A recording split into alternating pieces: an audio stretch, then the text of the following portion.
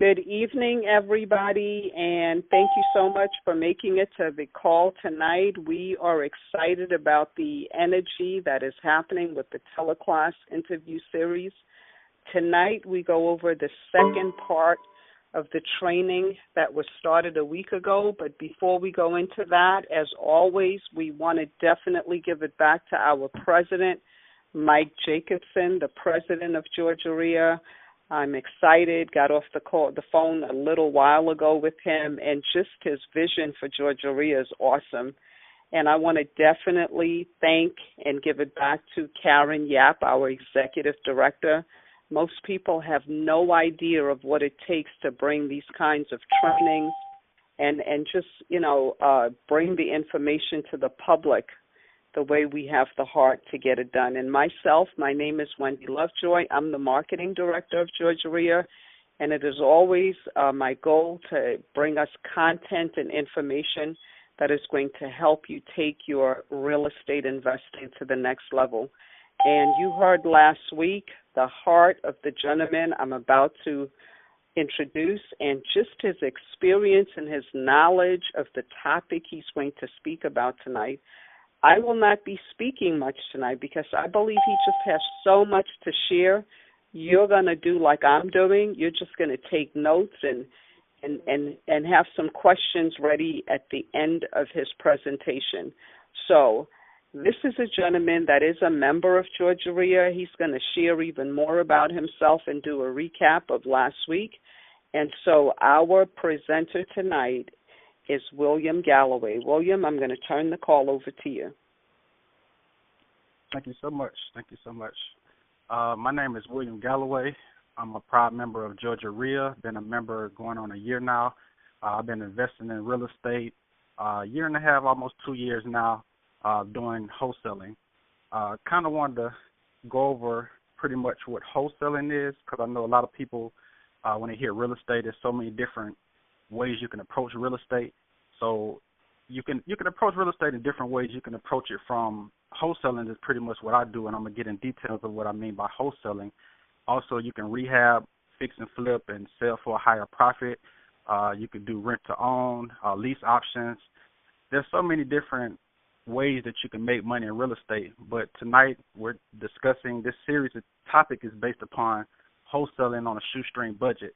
Wholesaling is pretty much when you find a motivated seller, you find someone who's looking to sell their property for pennies on the dollar, you put that property under contract, and when you put that property under contract, you have equitable interest in that property at that time to be able to sell it to a potential buyer. We always want to target cash buyers. So once you get that seller to agree on a price with you and you market to that property and that seller calls you and you put that property under contract, you have equitable interest to sell that property. Most people think you have to be a real estate agent to be able to sell property. That is not correct. Wholesalers have been selling properties for years and years, and not saying you don't have to be a real estate agent to sell property, but when I speak on wholesaling, the contract that you have in place, you'll have equitable interest to be able to sell that property for a profit. So once you get the property under contract, at that point, you would do your marketing to try to sell it to a cash buyer. Once you sell it to that cash buyer, then, of course, there's more steps in between to where you get to the closing. And, for instance, if you have it under contract with the buyer, with the seller for like $50,000, say, and you have a buyer that's willing to pay you $60,000, that $10,000 difference would be your profit. If you're signing the contract, if you're doing a double closing, it would be pretty much minus closing costs. I know it kind of sounds technical now, but I kind of just wanted to go over what the aspects of actually doing a wholesale deal consists of. Tonight's topic is about wholesaling on a shoestring budget. Me and Wendy talked a couple of weeks ago, and the reason why we wanted to touch on wholesaling on a shoestring budget is because a lot of people are coming to Georgia REIA. A lot of people are interested in getting started with wholesaling, but they have limited funds, and everybody can afford to pay a mentor or a coach, because I advise anyone to get a coach. But in the beginning, everybody's just getting started. They're kind of weary about the business, want to know if it really works. And a lot of people are limited on their funds. So that's what this teleseries is about. It's about wholesaling on a shoestring budget. A recap as far as last week, before you actually want to get started in wholesaling, first you want to get your mindset right. Mindset is pretty much what I discussed on the last call, and you can also go back to the Georgia REIA website, and you can look at the first teleseries we did last week on, mindset, and you'll be able to listen to that call, but I'm going to touch a little bit on it. Mindset pretty much consists of preparing yourself mentally to get prepared for this business, because this business can get you overwhelmed getting started. You can get overwhelmed very quickly if you don't get your mind right, if you don't educate yourself, if you don't do the proper research to find out about this business. Surround yourself around positive people that's in the business. Come to Georgia REIA, become a member, learn from a lot of the investors, meet a lot of people, get out and network. These are the things that's going to prepare you to be able to get comfortable when it's time for you to get started in this business. So mindset is very important, and that's what I addressed on the last call, was getting your mind right. And I know on the last call, I just wanted to let you know I'm going to be going over a lot of stuff today, so I advise you to get some paper, a pen, and write down some notes. I'm going to go over 2 different marketing strategies that I use in my business today to generate a lot of leads and to wholesale a lot of properties. One of the ways I'm going to teach you is going to take maybe a few $100s on this type of marketing campaign, and the other one pretty much is free. So I'm going to go over both of those later on in the call. But getting back to the mindset, you want to basically get your mind ready for this business.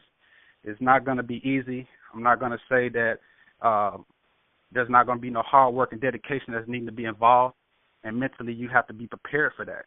And I definitely want to speak on something that I didn't go over in the last call as far as mindset, something that pretty much helped me in my business.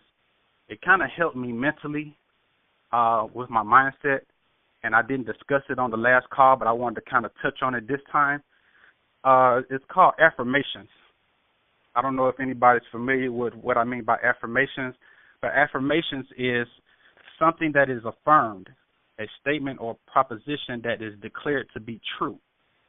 And what I mean by that is speaking to yourself and talking to yourself, not like you're crazy, but speaking to yourself. And it's best to do it when you're looking yourself in the mirror, when you're looking yourself in the eyes, and you're telling yourself stuff that you might not believe, things that you may want to be, but you don't feel that it may be you.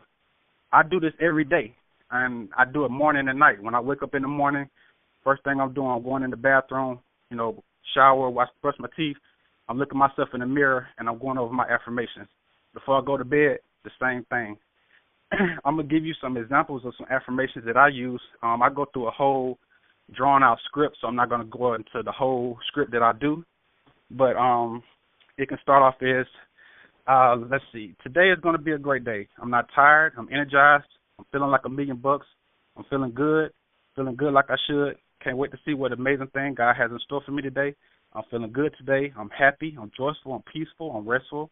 I'm strong. I'm confident. I'm powerful. I'm well-rested. I'm renewed. I'm refreshed. I'm positive and optimistic. I'm a tough-minded optimist. I have what it takes to make in this world. I'm a world beater. Nothing can stop me. Nothing can get me down. I'm a fighter. I'm a warrior. I'm a finisher. I'm an overcomer. I'm an achiever. I'm success. I'm a cheerful giver. By His stripes I'm healed. I'll never be broke another day in my life. I'm a leader, not a follower. I'm a great husband and father, and on and on and on and on. I got so many that I go through, and I do this every day, morning and night. So these are called affirmations. You definitely want to, the reason why affirmations are so important is because it's a psychological thing. When you look yourself in the mirror and you tell yourself all of these positive things, your mind starts believing it. Even if you're not a great person, or even if you're not positive, or even if you're not any of the things that I mentioned earlier, if you keep telling yourself, because your mouth and your words are powerful, if you keep telling yourself these things, your mind will start believing it. And then it start manifesting into your life, and it start manifesting into your work. It start manifesting into everything that you do. And then you'll notice changes will start happening. This is what took me to the next level. When I started doing my affirmations, I was confident, but when I started doing my confirmations, I got extra confident because my mind believed these things. My mind was believing everything that I just said, and I still do it every single day, morning and night, and it's helped me greatly. So I didn't touch on that last week on mindset, but I would definitely advise you to do your affirmations, come up with something that triggers your mind and you feel that'll help you. And it's just all about law of attraction. So you definitely want to get into that. Tonight, like I discussed earlier, wanted to kind of go over 2 marketing techniques that I'm using in my business today that is helping me generate a lot of leads. And first, before I get into that, marketing is the lifeline of your business. I don't care what type of business that you're trying to get involved with, whether it's real estate, whether you want to own your own car business, whether you want to own your own hair business, whatever business you want to own or whatever you want to do, marketing. I cannot preach this enough. Marketing is everything. You cannot have a business that survives without marketing. So when you prepare yourself for this business, you got to prepare yourself for you got to prepare yourself for marketing. There's so many different marketing channels that you can get started with. Just to name a few, you could do yellow letters, you could do bandit signs, you can drive for dollars, you could do YouTube marketing, social media, Craigslist, advertising the Georgia REIA, paper, for sale by owners. You could do door knocking. We've done billboards, radio, TV commercials. I mean, on and on. There's so much different marketing you could do, and a lot of that marketing takes, a nice marketing budget. But I'm going over tonight 2 of the most effective marketing strategies that I use in my business, and one of them you can get started with no money at all, and you can start generating leads. The second one, I would advise maybe a few $100s depending on how much you want to put into it, but I'm going to break down each one of them, and that's why I want you to get paper and pen and write these down, and you're going to take action. So on the next call, I want to hear somebody say they got some phone calls. I want to hear somebody say I got a deal on the contract. Now what do? That's the next thing I want to happen after this phone call today. So I'm going to give you 2 different ways that you can get started on tomorrow. And by the next call, I need to have some questions coming in on what to do next. Last time that I spoke, a lot of people had questions, but they didn't want to ask the questions for whatever reason, or they felt uncomfortable with asking questions. And a friend of mine is a good investor. She doing well in my area, and we partnered and done a lot of deals. And she asked me, after the call last time, she asked me a great question. And I was like, why didn't you ask that question on the call? Because that was a great question. A lot of people need to hear that. So I want to kind of, before I get into the 2 marketing techniques, I want to kind of go over questions at the end of this call. Feel free to ask me whatever questions. Pick my brain. Ask me whatever you need, because that's what the purpose of this call is for. I want to be able to help you. I want to be able to incite you on whatever it is you need to do to get started and take action today. So don't forget, after the call, ask whatever questions. Pick my brain. Feel free to do so. I want to touch on that question before I get into the marketing techniques. The question she asked me was, Will, I've done deals. I've gotten my foot in the door, and I've gotten a little success. But at times, some of my deals fall through, and I start losing confidence. I start losing faith, and I start feeling like, should I be really doing this business? And, deals I think gonna close, they end up not closing, and what should I do? I mean, how do you keep that drive? How do you stay confident? How do you keep pushing it and just don't quit and just keep stepping out on faith and just know that it's gonna work? First and foremost, I'm a spiritual person, so of course I keep God first, and that's my shield, that's my protection.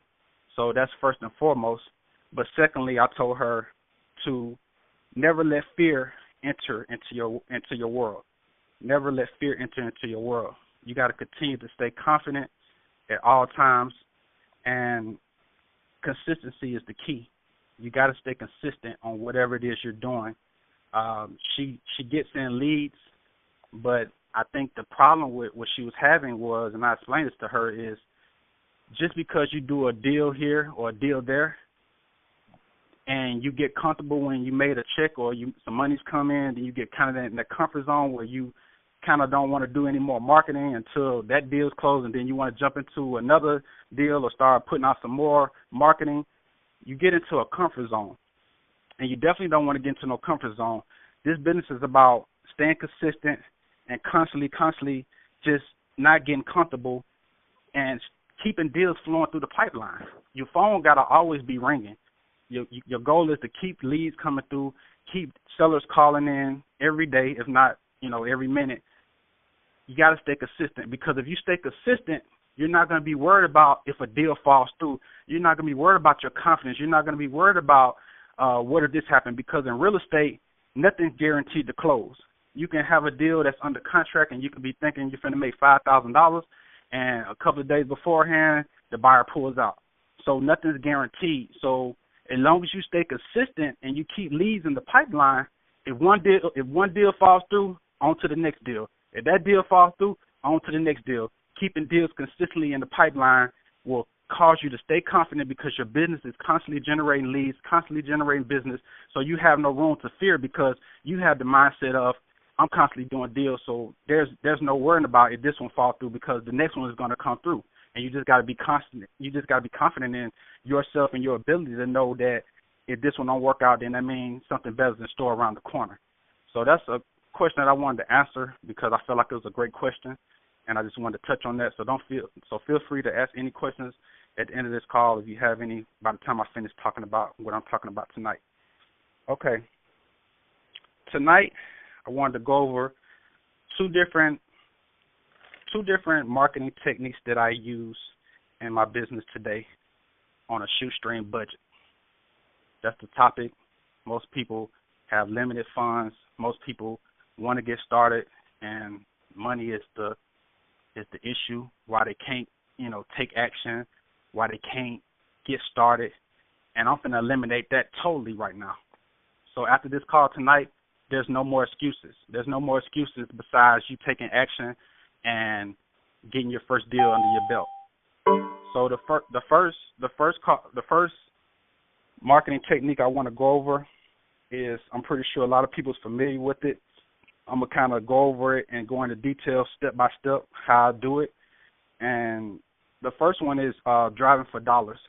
A lot of people call it driving for dollars. A lot of people call it prospecting for profits. Driving for dollars is pretty much getting in your car. Well, first, let me back up a little bit. Before I get into that, driving for dollars, first thing you want to do is going back to doing your research online. Doing your research online and finding out which areas are sales happening in. And the best way to do that, there's plenty of free websites that you can go on Zillow, Redfin. But the best way to do that market analysis, because I know a lot of people is not familiar with how to do research with real estate online, the best thing to do is to partner with a friendly investor realtor. That's why it's important to become a member at Georgia REIA, because there's so many great people, realtors, brokers, investors, so many people at the REIA that would love to partner with you, that would love to help you in whatever kind of way to kind of educate you on areas where you're weak at. But you definitely want to find your farm area, find the area that a lot of sales and a lot of transactions are occurring in. You don't want to go into an area where there's not a lot of sales going on, a lot of cash sales. And remember, I would say cash sales. That's where all the investors are. So you want to go where all the cash sales is. It's just like fishing. You're fishing for, when you go into a lake and you're going fishing, don't nobody want to fish in the area where it's shallow and you don't see no fish. You want to go where the school is, so when you throw your line in, you can pull in, your fish to eat. So the same way with this, you want to go where all the cash buyers are buying it. You want to research and find the farm area where all the investors are swooping up the properties, whether it's in your city or zip code or whatever. Find your farm area. It could be in your neighborhood. It could be in your backyard, wherever that farm area is. Start with your local market. Do your research and find out where properties are selling in that area and where the most cash sales at. Once you've done that, then you want to get you a map, and then you want to scout out those areas, those neighborhoods that you want to target. Driving for dollars consists of actually getting in your car and you're driving neighborhoods. you're driving neighborhoods, and what you're looking for is you're looking for the old abandoned houses, boarded up houses, the ones that got tall grass, the ones that look like nobody's lived in there for 20 plus years, the ones that look all beat up, windows busted out, boarded up on the windows and doors, like I say, trash everywhere, mailbox look full. Those are the properties that we are targeting. So write that down. You're targeting all the houses that looked abandoned. We're also targeting houses that has for rent signs and signs that say for sale by owner, not real estate signs that say Keller Williams or Coldwell Banker or anything like that, for sale by owner only. Write that down because I'm going to speak on that a little later. So now you're writing down all the addresses. You're writing down all the addresses for all the homes that look abandoned. You're writing down all your for rent signs, all your rent signs. You're writing down all those numbers. Your for sale by owners. You're writing down all those numbers, and you're putting those on a separate sheet. And you got all your property addresses that look vacant and abandoned. You definitely want to set a goal for yourself. Anytime you're doing marketing, push yourself to the limit. Set goals. Say, hey, I'm going to get out here today and I'm going to get 100 addresses, or I'm going to get 50 addresses. Set yourself a goal. Don't just get out and freestyle and just be doing stuff. Set yourself a goal and push yourself to accomplish that goal. Because what happens is psychologically when you start pushing yourself to do something and you start doing it and you start being consistent with doing it, then your mind starts training yourself to believe that you can accomplish anything, and that builds your confidence and that builds your mind and it builds your faith, and you can be able to move forward with doing anything. It starts with simple stuff like that, and you'll be surprised at just setting goals for yourself and accomplishing small little goals like that will build your confidence in the future. So keep that in mind. So once you roll the neighborhoods, and we've gotten some of the addresses that we're looking for, and we're writing down the property addresses. Okay, now we got 50 vacant houses that's on our list. So what we do now? Once we get back home, we get on Google. And once we get on Google, we're going to Google property records for whatever county you're in. If you're in DeKalb, Fulton, Cobb, Gwinnett, Clayton, whatever county you're in, property records, blank county. That's what you're going to put in Google search. First site that should pop up should be that county appraiser's website. That's what you're going to click on. Once you click on the property appraiser's website and you got your list of vacant houses, you're going to go to, most of the websites are the same, so you're going to go to property search. You're going to click in the property address that you have, and what's going to pop up is the history of that property. You should see the property address somewhere on the front page toward the top, and then you also should see an individual's name. That individual could be John Doe, for example. Under John Doe's name is going to have a mailing address. That's where John Doe lives. His property that you pulled might be 123 Main Street, but John Doe may live in 1415 Main Street. So 1415 Main Street is where John Doe lives, but his property is 123 Main Street. Not to sound confusing with the addresses and everything, but basically what I'm saying is you're basically trying to get in touch with John Doe. Now, you can go about this two different ways to get in touch with John Doe. We know right now we pulled up the property appraiser's website. We know that John Doe owns the property. We see that he lives in a place that's different from the property address that we wrote down. So we're trying to get in touch with him, and we can get in touch with him two different ways. The first way we can get in touch with him is by cold calling him directly, and you can go on 411, Yellow Pages, different ways that you can go. That way is a little more tedious and maybe a little harder to find, but sometimes you can find their numbers if they haven't changed the numbers, or they have a house phone, they might have their number on there, or they haven't gotten a cell phone input into the system, but sometimes you're able to find it. But what I love to do is I love to write them the magical yellow letter. The yellow letter. I mean, I'm pretty sure a lot of people have heard of the yellow letter. A lot of people have heard of it but don't really know if it's really a yellow letter. Yeah, it's really a letter. It's really a yellow letter. It's just the regular yellow paper that you find in the convenience store or wherever store you go to, construction paper. Just the regular the regular yellow paper that you see everywhere. I mean, that you've been seeing forever. And what we do is we get that paper and we write them a personal letter.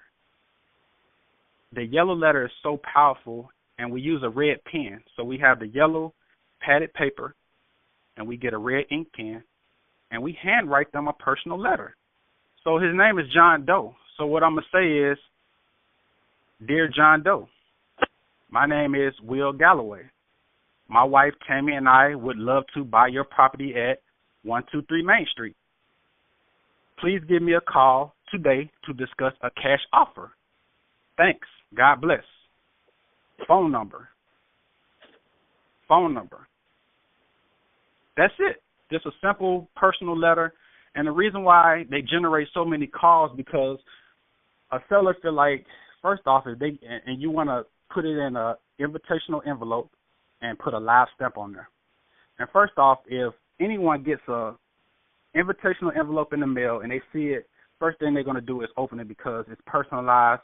It's an envelope. It don't look like it's no collection company trying to, ask for a bill. It don't look like it's nothing that I wouldn't be interested in. If I see an invitational envelope, it's something that I want to open because I want to know who this is trying to contact me. So the first thing I'm going to do is open it, and anybody else would do the same thing. So if you have a person who's knowing they have a vacant property, and this property is in Georgia, and they live in Chicago, and they see that someone's saying they want to buy their property for cash, and they don't know nothing about Georgia. They just know they left the property behind vacant, or they got inherited the property and don't know what to do with it, or it's a property they just had forever, and they just been paying the taxes on it, and they just don't know what to do with it, and they get your letter saying, I want to buy your property for cash. What you think they're going to do? They're going to call you.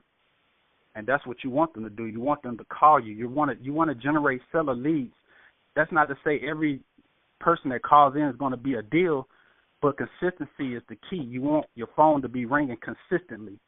Now, the number that you want to use, you can use your cell phone number, but I always don't like mixing business with pleasure, so I would advise you to either get a separate line, or if you want to go the free route, everybody's familiar with Google Voice. It's free. You can go on GoogleVoice.com, set up your Gmail account, get your free Google Voice. And I love Google Voice because if you have a smartphone, you can download the Google Voice app. And what it allows you to do is when you receive phone calls, it'll let you know that a Google Voice subscriber is calling.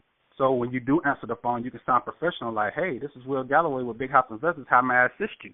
Instead of, hey, whoever's calling you, is family member, whoever. So it kind of allows you to know who's calling in beforehand, and allows you to be able to build rapport from the beginning and sound professional when you're answering the phone.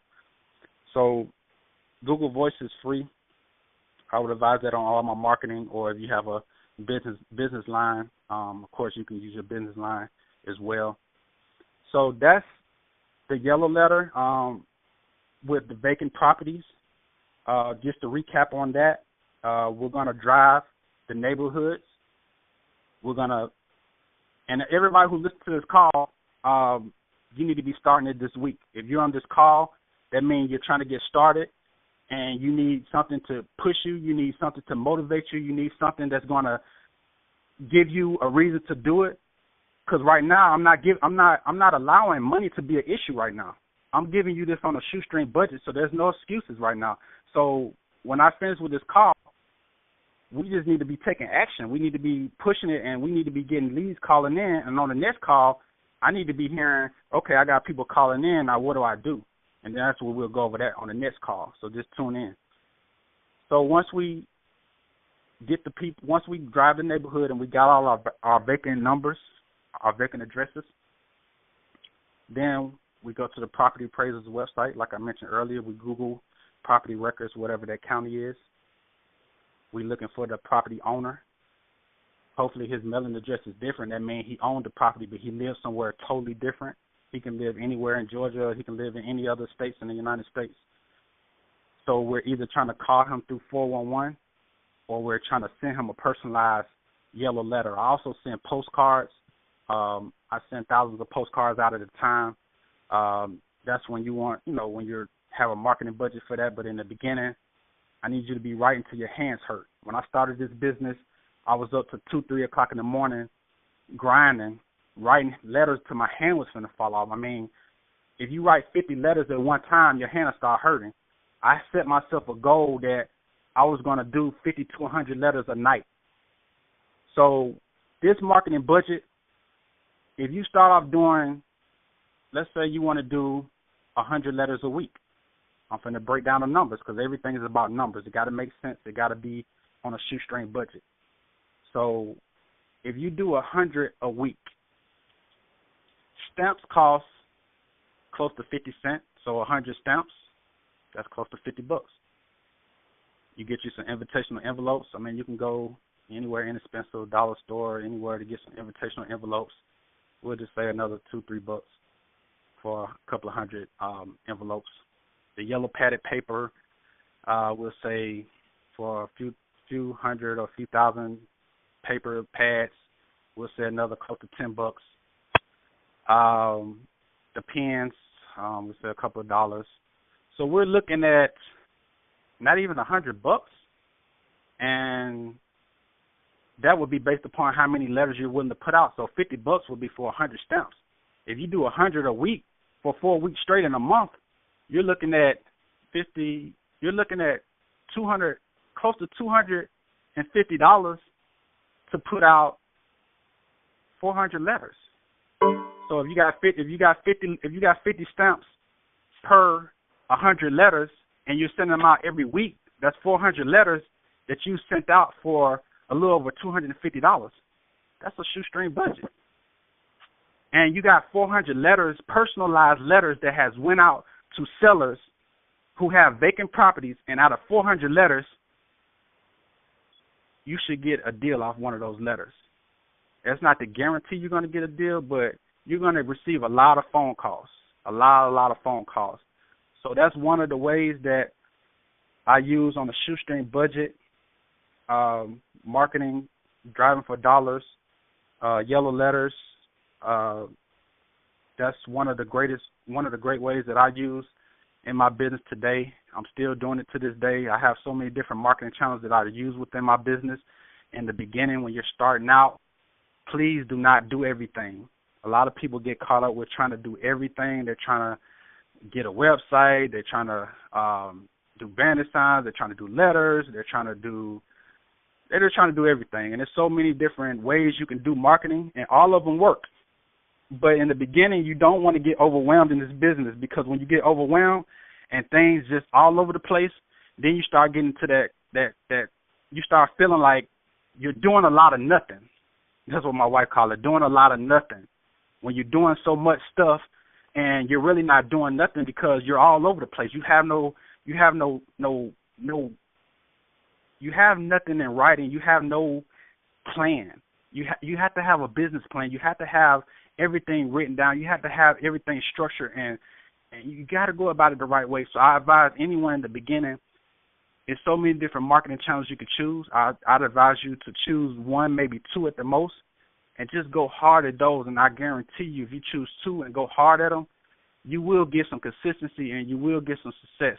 And then once you get comfortable and you start doing deals and you start getting familiar with how the business works, then you can start branching off and spending more money into other channels. When money coming in, then you can invest money back into the business and start growing. Okay, the second marketing channel that I want to go over on a shoestring budget, this one right here is pretty much free, and it can generate a lot of leads, and you can get a lot of deals. And of course, the free ways is always the tedious ways. It's always the ways that's the hardest. But if you have no money or limited funds, that's what you need. You need something that's going to push you. You need to start doing stuff that puts you in an uncomfortable situation. I like doing stuff that's going to challenge me. I like doing stuff that's going to push me. That's what helps you succeed in life. Don't nobody want to can't nobody succeed if they're not in an uncomfortable situation, because you can't prepare yourself for success. If you want success in this business, you got to be willing to put in the work. You got to be willing to put in sleepless nights. I'm willing to put in sleepless nights. It's nice that, my wife, she's doing her business. I'm doing my business. We up 3, 4 o'clock in the morning when people sleep, trying to make sure our business is still growing. And we're willing to put in that work because we know that we're going to reap the harvest in the future. And we're preparing for success. You got to be willing to put in the grind. You got to be willing to put in the work. You got to be willing to put yourself in uncomfortable situations for success. So this other marketing technique that I'm going to talk about is free, but it's very tedious. Earlier on the call, I was talking about driving for dollars, and I was talking about writing down the vacant addresses, and I was talking about writing down for sale by owner and for rent signs. Okay, I never went over what to do with that list. The next marketing technique is called FSBOs, for sale by owners. This is a free marketing technique. I wanted to go over something that costs a few $100, and then I wanted to go over something that was free. Now, this one, like I said, is very tedious, and for all that don't know what a FSBO is, it's for sale by owner. That's just a abbreviation for FSBO, for sale by owner. So FSBO, for sale by owners, when we roll those neighborhoods for, the weeks that we've been riding so far, we got us, a couple of hundred vacant property addresses. We got us several for rent signs. People got for rent signs and for sale by owner signs. Okay, now what do we do with the for sale by owner and the for rent signs? Those are sellers. Those people who are selling their property for sale by owner, they're trying to sell their property. You want to call for sale by owner and not have to deal with the realtor on this one. You want to deal with realtors with networking and helping you pull comps and get comparable sales and doing the market analysis of the neighborhoods and stuff. But when you're dealing with wholesaling, you kind of don't want to deal with the realtor if it's a listed property, because it's going into more of a listed property is just more involved. You got realtor fees. You got a lot of you got to go by their contract, their guard contracts. You're not being able to sign that guard contract. It's a lot of things that transpire that you would not want to deal with the realtor. And then when it's listed on the MLS, you're dealing with competition. You're dealing with all the other investors who's bidding on that property online. So we like to deal with off-market properties that are not listed. That means investors love properties that's a secret, properties that don't nobody know about, properties that people can't find. So we don't need anything that's listed all over the internet for a certain price. So that's why we're dealing with for sale by owners. So when we call these for sale by owners, we're calling them, and that's a potential seller that's letting you know they want to sell their property. So you'll engage a conversation with that person. You'll do your numbers, and you'll pull your comparable sales to see if the deal makes sense. And you'll work out a deal with that person one-on-one, and you'll try to conduct a deal with that person. The same thing with for rent signs. You will call that person, hey, how you doing? My name is Will Galloway. I noticed that you had a house for rent. I was wondering, was that property maybe be for sale? Or you can call and say, hey, I was calling to see if that property was for sale. And then he might respond back and say, no, I have a property for rent. I don't have a property for sale. Like, oh, okay, I noticed it was for rent, but do you think you'll be interested in selling that property? Hey, he probably had that sign in his yard for 3-4 months, and he's probably motivated. He probably want to sell. He probably said, hey, I'd love to put a tenant in there, but, hey, if somebody come and offer me X, Y, Z, then, yeah, I'd be willing to move forward. So you still have a potential person with the property. He may have just evicted someone and threw up the sign the next week and looking to get somebody in there, but but if he could get the cash right now, he may want the cash before trying to go through being a landlord again.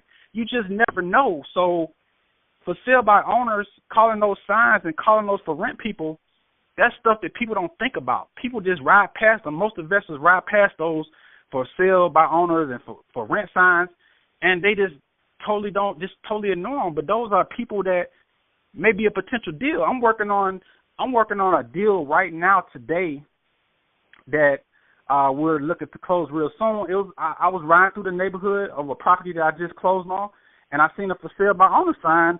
I took the number down. We supposed to be, I got to check my email, but the contract supposed to be in my email, and we supposed to be writing the property up, and I supposed to be trying to find a buyer for it and getting it and wholesaling that deal.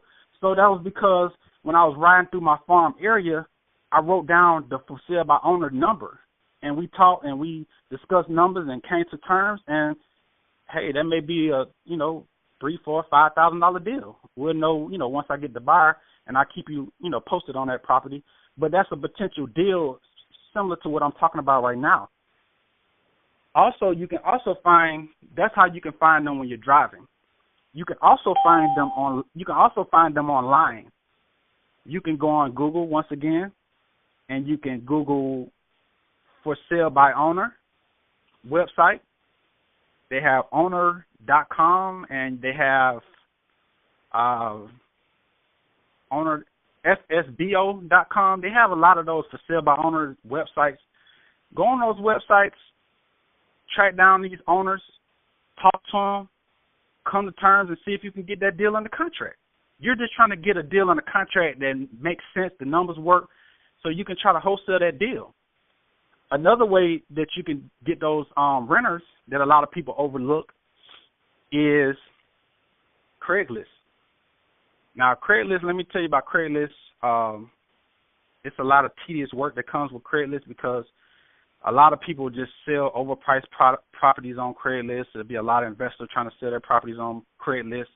So I've done a lot of deals on Craigslist when I had limited funds, but it was so tedious because everybody who lists their properties for sale on Craigslist is mostly another wholesaler like myself, another investor, somebody who's trying to get retail for their property, or just somebody who just have some outrageous ad in there.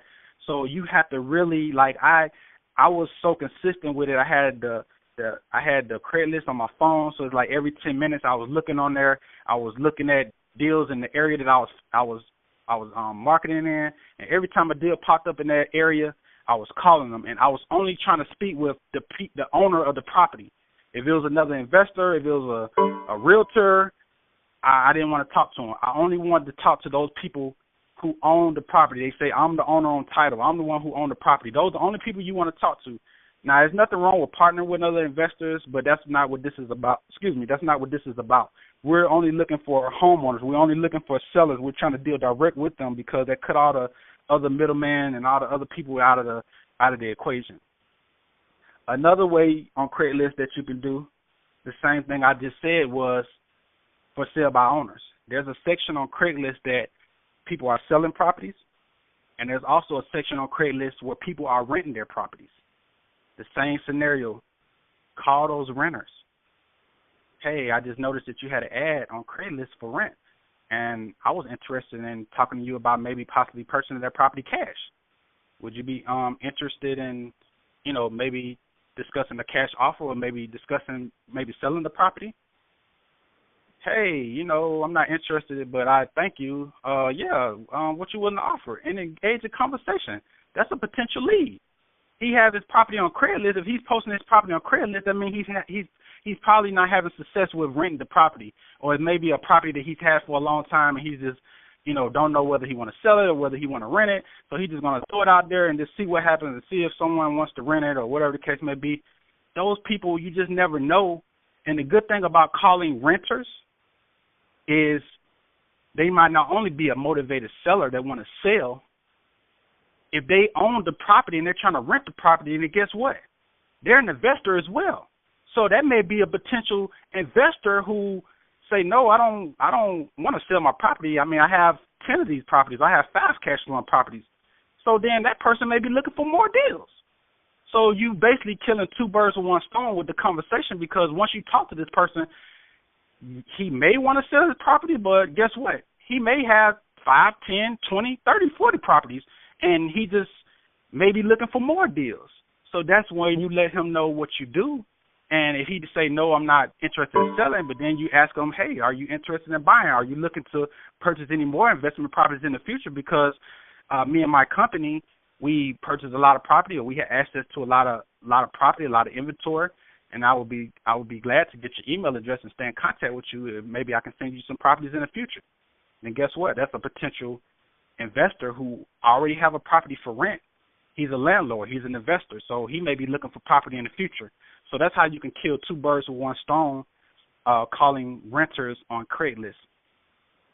The other website, this is one of my best websites that I use for renters besides Craigslist. Craigslist is great. But the other website that a lot of people ignore and they don't pay attention to is GoSection8.com. GoSection8.com, everybody knows about Section 8. That's, of course, when the government's funding people to rent properties. So what happens is the people, the landlords and these investors who's trying to rent these properties, a lot of them use property management companies, and you're not trying to talk to the actual property management company. So when you log into GoSection8.com, sometimes they might make you want to open up an account to get inside to have access to look at the properties they have for rent. That's fine. Open up an account. It's free. They just want your email or whatever. It's not nothing big. So sign up, get access to, and the reason why I like GoSection8 is because you can look in the area you want to target. Like you could target whatever city, I think a zip code you want to target. So you might be targeting your neighborhood or your county. You can go into GoSection8 and you could target your area that you're doing your marketing in. Target that area, and you're going to have all the property managers and all the homeowners who's posted their ads on this website because they're looking for someone with a Section 8 voucher to be able to rent their property. So these are renters, just like I spoke about earlier, someone who may want to sell, somebody who may want to buy. So your job is cold calling these people all day. So like I said earlier, set yourself goals. Push yourself. You might not be a phone type person. If you're not a phone type person, then you need to get into another business. This is not for you. It's not for everybody. Everybody can't think that just because real estate, there's a lot of money that can be made and most millionaires come from real estate, it doesn't mean it's for you. You got to be willing to step out of your comfort zone. You got to be willing to do things that you're not comfortable with. I've never been comfortable with talking to people. I've never been even comfortable talking, period. Just like right now, I'm out of my comfort zone. I'm not used to talking. I'm not a talking type person to people. I'm not a speaker. This is the second time I've even talked to a bunch of people at one time. But guess what? I put myself in an uncomfortable situation, but guess what? You can hear my voice that I'm in my comfort zone. I'm in my comfort zone, and I'm in my comfort zone because I'm confident about what I'm talking about. So once you get confident in what you're doing, even if you're not a speaker, practice speaking. Craigslist, go Section8.com. You got free numbers to call, free people. And don't get me wrong, some of those calls might go wrong. Some of the people might not want to hear your phone, might not want to hear your conversation. They might give you a hard time. Keep pushing it on to the next call. Keep pushing it on to the next call. Everybody's not going to be pleasant. Everybody in this world is not positive. Some people might have had a bad day, might be great people, but just you call them at the wrong time. They're having a bad day. But don't let that discourage you. Don't let that distract you from moving to that next call. Back to what I said earlier, you got to set yourself goals. Set yourself goals to say, hey, I'm going to make 20 calls today. I'm going to make 30 calls today. Don't leave the house. Don't leave your office. Don't leave your house without making those calls that day. Push yourself. Set goals for yourself every day. I'm going to make 20 calls today. I'm going to make 30 calls a day. Make those calls. Get a deal on the contract. Talk to some investors. Talk to those renters. Talk to those for sale by owners. See if they're looking to sell. See if they're looking to buy. That is the free way. It's time consuming, but you can if you stay consistent with it, if you stay with it, you can get success. If you set yourself a goal and say, okay, for this week, I'm gonna call 20 people a day. That's my goal. I'm going to call 20 people a day. So if you call 20 people a day, Monday through Friday, that's 100 calls. Out of 100 calls, if you set that goal for yourself, do you believe that it's a possibility out of talking to 100 different people? Do you believe that if you don't meet a seller that's willing to sell their property, you might meet an investor who's looking to buy multiple property? So anywhere it goes, it's a win-win situation. There's no way if you believe in yourself, you take action, you believe you can do this stuff, you speak your affirmations every day like I told you to, and tell yourself that you can do this. Tell yourself that you're the best at it. Tell yourself that you're great. Tell yourself that you're destined to be successful. And you train your mind to believe this on top of taking action, on top of being on a shoestring budget to where money is eliminated out of the conversation. You can't use money as an excuse no more. After this call, nobody can use money as an excuse no more. That's out of there. I don't want to hear nothing else about money. I'm breaking it down right now to where money is not an issue. I gave you the free way, and I gave you the way where it costs you a couple of $100. You choose which one to work for you, but I just want y'all to take action. I just want y'all to be confident, believe in yourself, get out and start networking.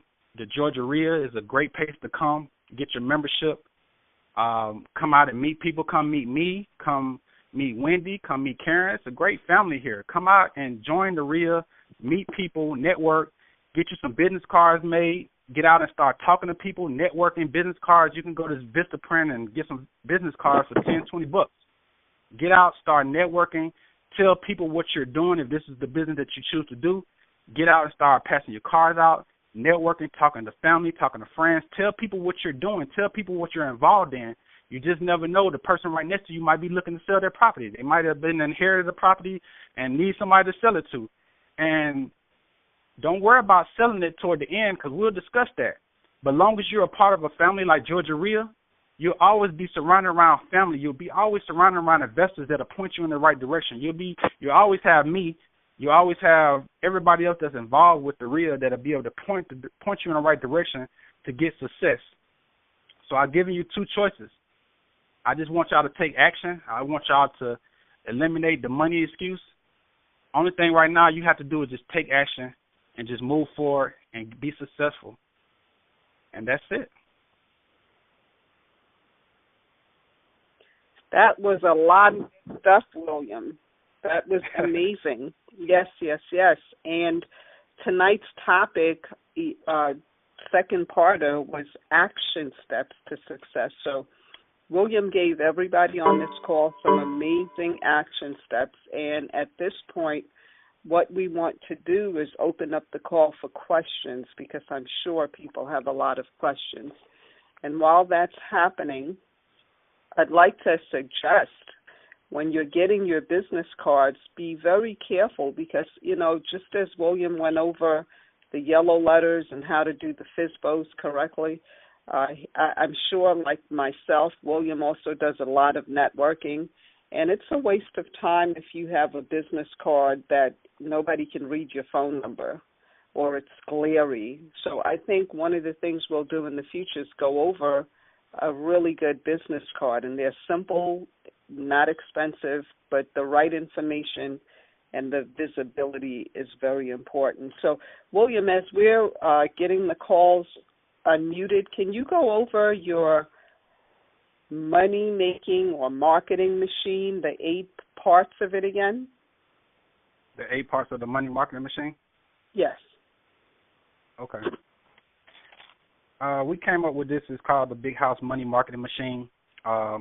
Just to kind of recap on earlier conversation, there's so many different marketing channels. I went over 2 of the least expensive ones to get started today. Those are the ones I wanted to touch on today to get started. But there's so many that I'm going to go over. And in the future, I want you to, I definitely, after this call, I want you to follow me on Facebook and follow Big House Investors on Facebook. And also my blog is coming out very soon. And each one of these marketing techniques, I'm going to blog about them. I'm going to do videos on them. I'm going to do live training calls on them so you can get familiar with each one of them. I know I went over the one tonight, pretty much allow you to be able to take action today. But the other ones that's consistent, I spoke on them earlier. I'm going to repeat them again, the Big House Money Marketing Machine. And I've done all of these, and all of them work. But like I said earlier, I don't want you to get overwhelmed with trying to do everything. I want you to pick 2 different channels that you feel that you're comfortable with that meets your budget. And I want you to set yourself a goal to take action and do it. Don't worry about mistakes right now. Don't worry about what ifs. Just do it. The marketing, the Big House Money marketing machine consists of the yellow letters campaign. You can send yellow letters out to absentee owners. You can send yellow letters out to probates. You can send yellow out to vacant houses, like I spoke on earlier. Just a lot of different ways, evictions. So many different campaigns you can send the yellow letter to, and also you can send them postcards, and that's called direct mail. That's one of my biggest marketing channels in my business. That's where I generate the most of my money in my business is through direct mail, through postcards and yellow letters, because it's, mailing. Everybody gets their mail. Most people who own properties are older type couples or older type individuals, and one thing they do, they're always going to check their mailbox. So mail is straight direct. It's coming straight to them. It's personable. So direct mail is my number one channel. I put that at the top because I get most of my success from yellow letters.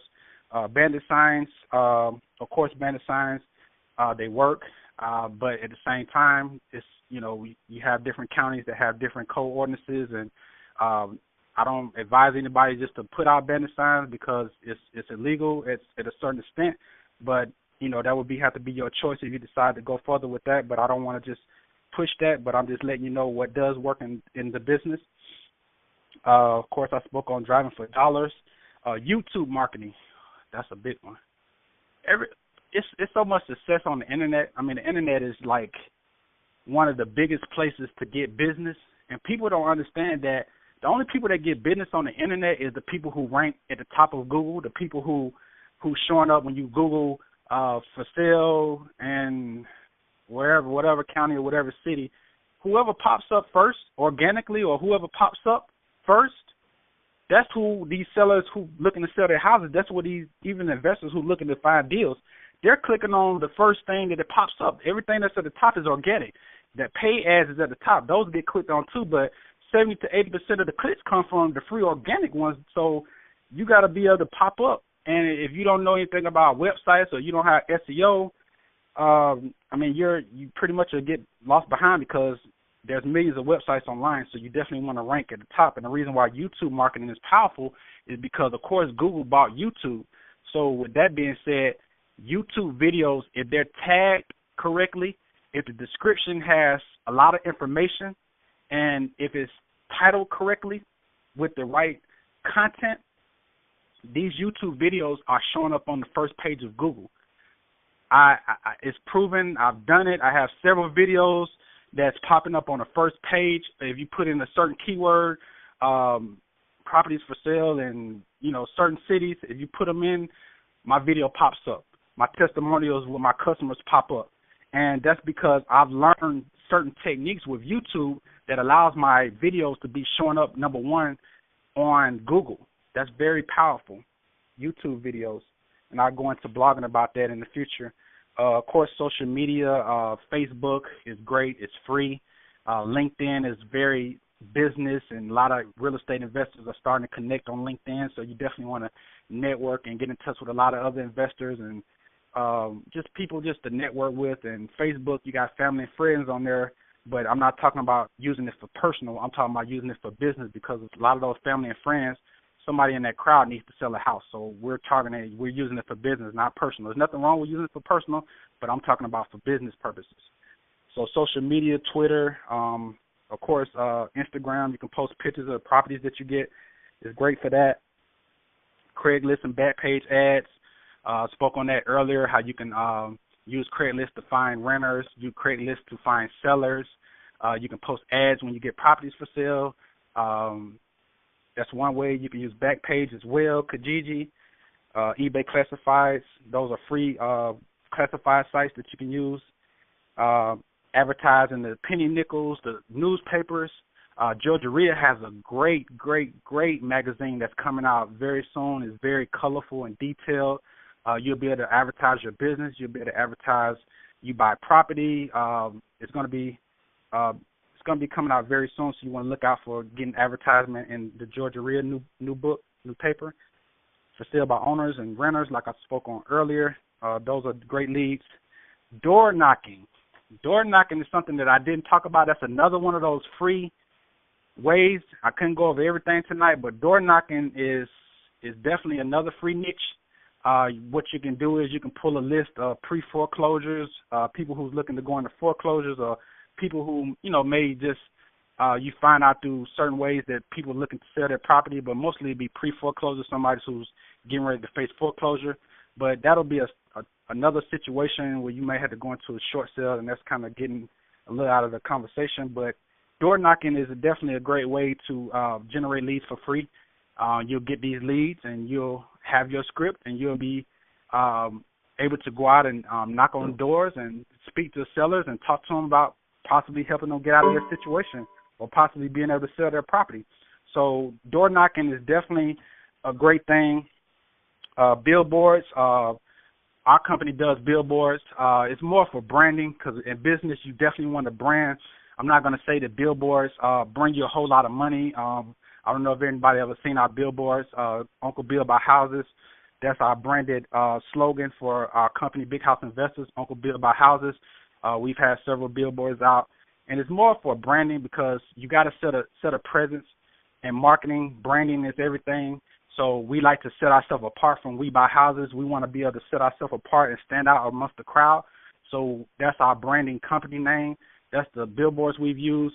And we have generated deals off of the billboards, but it's more for branding. So that's when your marketing budget can afford that. Also, TV commercials, radio ads, getting you a squeeze page, websites.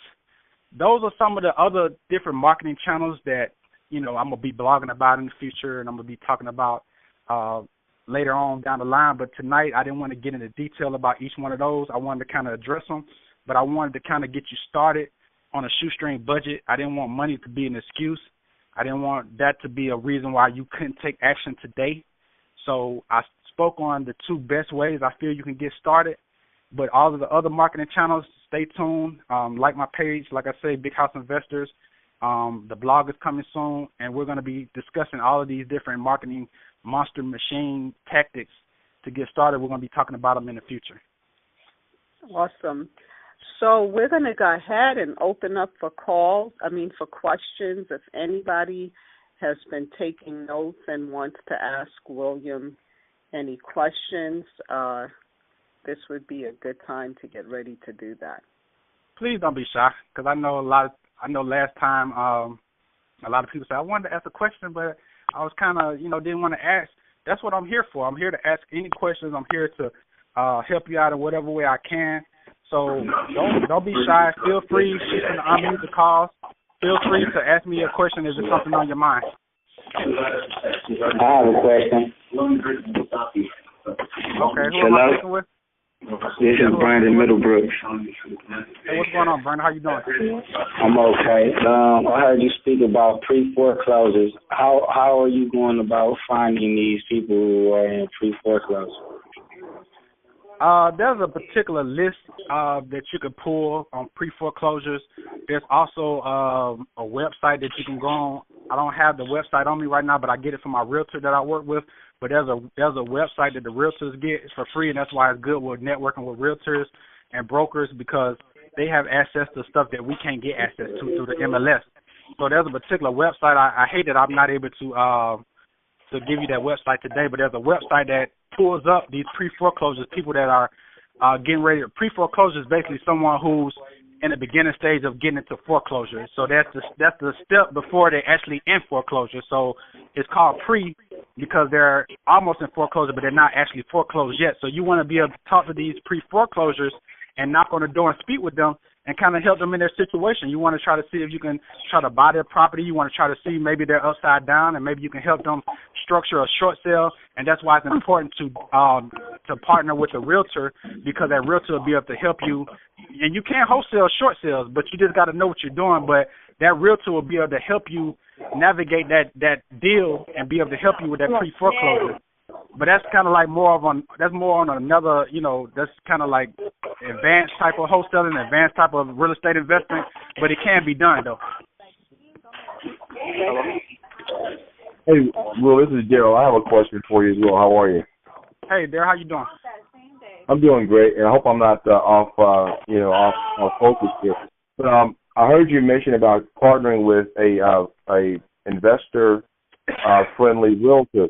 In the event that's difficult to do, or you're sending an investor-friendly realtor deals and you're not putting anything under contract, eventually they get tired. Is there any software, free software that you could recommend that's online that will allow us wholesalers to evaluate properties on our own preliminarily before we send them over, instead of just sending junk over to those guys wasting their time? Is there any software that you could recommend free that we can take a look at the properties initially in terms of evaluating, doing property analysis with? So you mean as far as besides using the MLS, is there any other platforms you can use to pull comps and get comparable sales? Yeah, that's what exactly. There you go. Unfortunately, the only thing you can pretty much do is nothing. MLS is the biggest way you can get comparable sales. Of course, everybody know that. The only other ways you can use is of course, all the free sites. Redfin. Redfin is something I still use in my business. I have access to the MLS through my agent I work with, but I use Redfin every day. I use Redfin. I use Zillow. Of course, a lot of the stuff is not as accurate, but it kind of gives me a ballpark figure where I need to be. So I use Redfin.com. I use Zillow.com. I use Trulia.com. I use HomePath, HomeFinder. If you want to be able to get the closest thing to MLS without having to go through a realtor, you can get on RealQuest, realquest.com. You have to pay like a monthly fee. I don't know exactly how much that fee is, but they'll set you up to where they have pretty much the same, if not a little bit different, same data as the MLS, but you'll be paying a fee toward it. That's called RealQuest. I don't know if you're familiar with RealQuest, but RealQuest is the closest thing to MLS comps, but you'll be paying like a monthly subscription. I'm sorry. Get my word. Okay. Yeah, no, that's fine. That's fine. Okay, great. Yeah, I've heard of RealQuest. I have to check it out. I've heard of it. Okay, well, thank you very much. I appreciate it. I appreciate you. Hey, Will. Hey, Will, Sean. Hey, Sean, how you doing? Good, how you doing? Hold on one second, Sean. Go ahead. I'm sorry. What was your name? I'm sorry, sir. This is H.A. Daniels. I just wanted to, hey, Will, good call, man. Appreciate all of the helpful information. I just wanted to piggyback on the gentleman that was asking for where could he find the pre-foreclosure list. And I just wanted to add that he can also find that list in the legal organ or the legal newspaper. I believe it's called the Daily Report in Fulton County. Is that right, Will? Yeah, that's true. That's true because what happens is, like you say, the county sometimes they have to report that when people are going to foreclosures, and some of that stuff get documented and they get into the newspaper. So the newspaper is very investor friendly because you can sometimes find pre-foreclosures in there. Sometimes you can even find probate leads because sometimes when people die and their property is about to get inherited or probated to a loved one, you can find in the paper these people who are actually passing away, and then you get in touch with who owns the property, and those are potential leads because someone might die, and then they might want to get their property inherited to their son or their daughter, but they don't know what to do with the property, and they looking to sell it. So the paper is definitely good to get a lot of that stuff too. So I appreciate you bringing that up. No problem. Is it the Daily Report? That's the legal organ here. Is that right? I believe so. Yeah. Don't quote me on that, but I believe so. That is correct. That's correct. That's correct. Yeah, I believe so. Yeah, I believe so. Right. Thank you for that. Thank you for that too. Hey, Will, how you doing? My name is Ashton. I'm calling from Georgia. What's going on, Ashton? I really like your energy, man. It's definitely contagious, even through the phone, man. So, I appreciate, the knowledge. I got a situation. New to the game, starting from scratch. I got a situation. My grandmother passed in Ohio. My father sorry to hear that. Yeah, man. Took the house went through probate. Okay, so he's trying to sell it, and I'm thinking this would be this opportunity for me to wholesale my grandmother's house. So the issue with me is it's out of state, it's went through probate. Obviously, we want to sell it. What would be the process for that, for me to end up wholesaling that? Okay, so someone in your family has deceased and their property has been probated to somebody in your family. So Right. you're trying to see how you can wholesale it from here, from where it's at. Right. Has it been through the whole probate process yet? Yes. It just So who's the administrator? I believe my father is. Your father's the administrator? Yes. Okay, the administrator is the person who has access to selling the property. So whenever someone deceased, they get, once they go through the probate process, it's either a minister or a ministress. I'm getting my word tumbled up again. That's the one. It would be called a woman if it's a ministress, I believe. Minister is the guy. So if it's your father, he has the right to sell that property. So pretty much, I mean, the only thing you could do is talk to your father about doing the deal, and you would just do it the same way you would do any deal. You would pretty much get the property under contract with your father, because he has the right to sell the property. Can't nobody in the family sell it but him. Right. So he's the administrator. You have to get that property under contract at a great price with him, and then you would have to do your research. I mean, you could do some virtual wholesaling, but you have to do your research in that area and try to find some investors who's willing to buy it in that area, and then you would have to, do your marketing. You have to network and try to find out some wholesalers maybe you can network with or partner with out there in that state, or you can post some ads online and try to see if you can get some calls on it and try to do a little lead work. Or I don't know if you can go to that state and actually put out some signs or put some flyers out. There's different ways that you could do virtual wholesaling. That's a little more advanced, but it can be done though. Right. But the main thing is you have to get it on a contract. If your dad is the administrator of the property, you have to get it under contract with your father, and then at that point, you would just have to get a buyer that's willing to pay you a little bit more, and then you'll have to just close the deal out. Right. Okay. Appreciate that. Sean, what question did you have, Sean? I just wanted to ask you, I know there's a lot of new people on. How do you go about, I don't want to say avoiding the question about earnest money? How do you go about avoiding the question about earnest money? Well, or not giving earnest money, because I know, a lot of most of the deals that I've done, it doesn't even come up. But as you know, the deal that you and I did, the earnest money issue came up. And if someone's looking to do, several deals, and people ask for earnest money, what do you do? Well, first of all, earnest money is something that's negotiable. It's always said that you're supposed to at least give at least $10. Mm-hmm. There's something in the background. If just out of respect, if you could mute your phone, and then if you have a question, just unmute it back so everybody can hear. Thank you so much. You there, Sean? Sean, you there? Hello? Yes. Will? Talking, Will. Okay. Sean, you there? Yeah, I'm here. Oh, okay. All right, that sounds better. Okay, so basically, as far as the earnest money thing, Sean, that's kind of negotiable. There's no way you can kind of really get around it, because some people don't know about earnest money, and some people do know about earnest money. So it's one of those things where you really can't get around it. It's more of a negotiable thing. Of course, you can put a minimum of $10 down. You could put $100 down, $500. So it's really no way to get around it. I think the contract that we both use is the best way to kind of get around it, because our contracts basically don't have no verbiage about earnest money. So it kind of, when they're reading the contract, it kind of allows them not to read about that part. But if somebody asks you for earnest money, everything is negotiable. If they say, hey, what about earnest money? Say, hey, I'm willing to, put down $100. I'm willing to put in $50.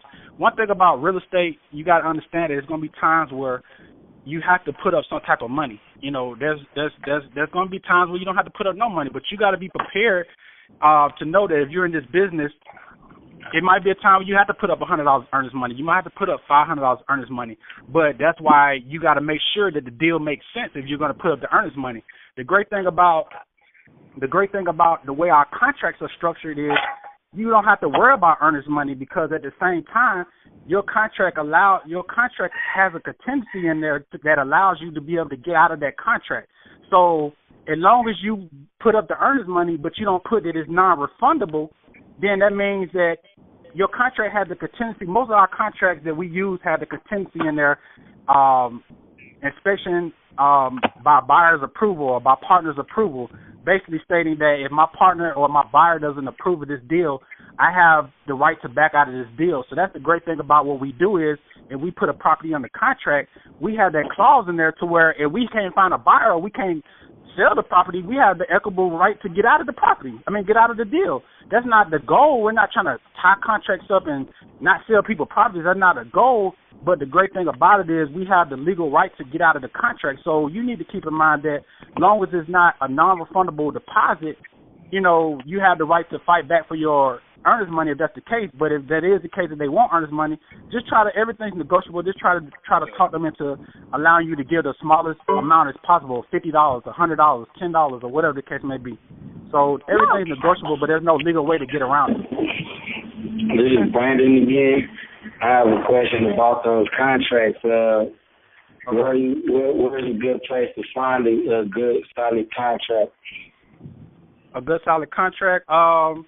There's so many different contracts online. Like I said earlier, I'm supposed to be me and Wendy's working on my blog right now, and on my blog I'm gonna be having the contracts that I use within my business for sellers and for buyers. So like I said earlier, make sure you like the business page, Big House Investors, and stay tuned because we're gonna have the blog starting real soon. We're gonna be giving more content like this. And we're going to be having a section to where I'm going to be giving away all the contracts that I use within my business. And, guys, we are running into 20 minutes over the call. We will take one last question. Hey, Will, this is Norman. What's up, Norman? How you doing? I'm doing well. How are you? Good call, man. I appreciate it. Okay, so I'm at the point where I'm actually getting calls in and I'm starting to estimate and evaluate deals. How did you get on point at estimating rehabs? That way you know that you're sending investors solid deals. Say it one more time. You said about rehab. I heard the rehab part. I'm sorry. Okay, no problem. I'm at the point where I'm actually getting calls in now. Okay. And evaluating deals. But okay. And I'm actually even booking a few appointments. But I'm wondering, how did you get on point at estimating rehabs? That way your numbers make sense on the back end for you and the investors.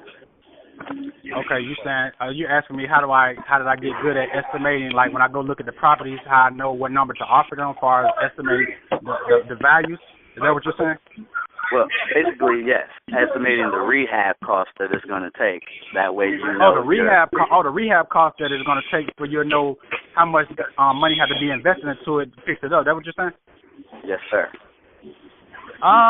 It's one of those things where the easiest way to do that in the beginning is when you get these deals.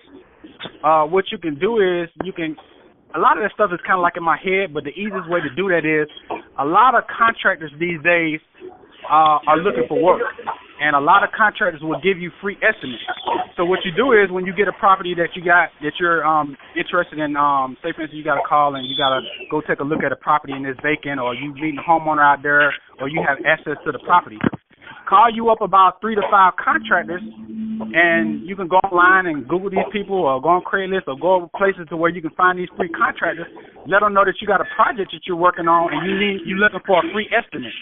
So you're trying to get at least 3 to 5 contractors out there who will give you free estimates on everything in there. Hey, I want to know how much it costs to redo this bathroom. I want to know how much it costs to redo this kitchen. I want to know how much it costs to paint this house. I want to know how much it costs for a roof. So you kind of, once you get 3 to 5 estimates, then you can kind of compare like the cost of what it costs to do a roof, what it costs to paint a house, what it costs to do this, what it costs to do that. And that's a kind of rough way, that's kind of one way you can do it, and that way it kind of give you a ballpark figure of what contractors are actually charging. Or most of the time, I just kind of guess, and I kind of just say, okay, if a house needs everything done to it, I'm already throwing a $25,000, $30,000 tag on it. If I see that the house just needs painting throughout, I'm already knowing to paint the whole interior house, I'm looking at, anywhere from $3,000 to $4,000. If I'm trying to rehab whole kitchen, I'm already looking at $5,000 to $6,000. If I'm doing a roof, I'm looking at another $5,000. I mean, I kind of got these numbers in my head based upon research and talking to contractors and kind of doing my homework on what stuff costs. And then once you find out a basic ballpark figure of what stuff costs, every time you go into a property, you can just start writing down how much already this cost, how much the paint gonna cost. You need a roof, how much this cost. You need the flooring done, how much this cost. And you can kind of like start calculating. It'll start coming normally. You start calculating that way. But you can use those contractors to kind of, put you in the right direction, because you're not a contractor, so it ain't no way you can just say how much the job is. So get the professionals to come out there. They'll give you free estimates, so it's not like it's going to cost you anything. Get those estimates and then kind of do, kind of like break down where, some of them might be off a couple $100, some of them might be off $1,000 or $2,000, but kind of give you a ballpark figure of what stuff costs, and that'll kind of give you a ballpark figure of how to do your rehab costs. Okay, we're going to go ahead. Thank you, Norman. Thank you. But I also wanted to add, because we have a huge noisy background, Norman, another way to handle that is Rehab Roundup. If you go to the Georgia REIA website, georgiarea.org website, you will see they're having a class this weekend where they're definitely going out and teaching you with properties how to do the estimate professionally. So that, in case you don't have a contractor you can get, because after you call a contractor one or two times, if you're not giving them business, they're not going to keep coming out. But as William and myself like to do, we like to empower you, and so does Georgia REIA, where you're handling the business without waiting on people. So that was a great question. I really encourage you to look on the Georgia REIA website and deal makers as well. I'm sorry. I didn't mean to cut you off, but Deal Makers is great too. They talk about a lot of prices. Deal Makers is a group within the Georgia REIA, and they do a lot of emailing and giving you contractors and prices on jobs and stuff. So they give you a lot of good advice on the Deal Makers group in Georgia REIA. Right. So you'd have to, if you're a member, come out to Deal Makers on Wednesdays at 10 to 12. You got to come out, leave your email, and then you'll be added to that Google group. But I really encourage you to come out and just consider signing up for the Rehab Roundup, okay? And we want to thank everybody. You guys are so excited. As I heard somebody say on the call tonight, William Galloway's energy is very contagious, and he knows his stuff. So next week, we're going to have our final call, and tonight we went over actions for success, and if you take these actions, you are going to have success. Just do like William said and go do it. But the last thing we want to share is that the call next week, he's going to be taking you from this point to getting some cash in your pocket. So you definitely don't want to miss the third call. If you missed the first call, you can go to the Georgia REIA YouTube channel, and you can see it posted there and listen to it again and watch it. You can also visit his William's Facebook page, Big House Investors, and it will be posted on there also. So we really encourage you to stay tuned. And at this point, I want to again thank the president of Georgia REIA, Mike Jacobson. I want to thank Karen Yap and our executive director. And I definitely say thank you so much, William Galloway, because of his commitment to his business, the experience that he's had, and the heart he has to see you succeed. He is willing to share this information, and he's very meticulous that he shares content that's going to help you guys succeed. So please take action and join us next week. So with that being said, again, thank you so much, William. Our call is officially over. See you next week, and stay tuned at georgiarea.org and see when the next call is available. With that being said, this call is officially over. Have a great night, everybody.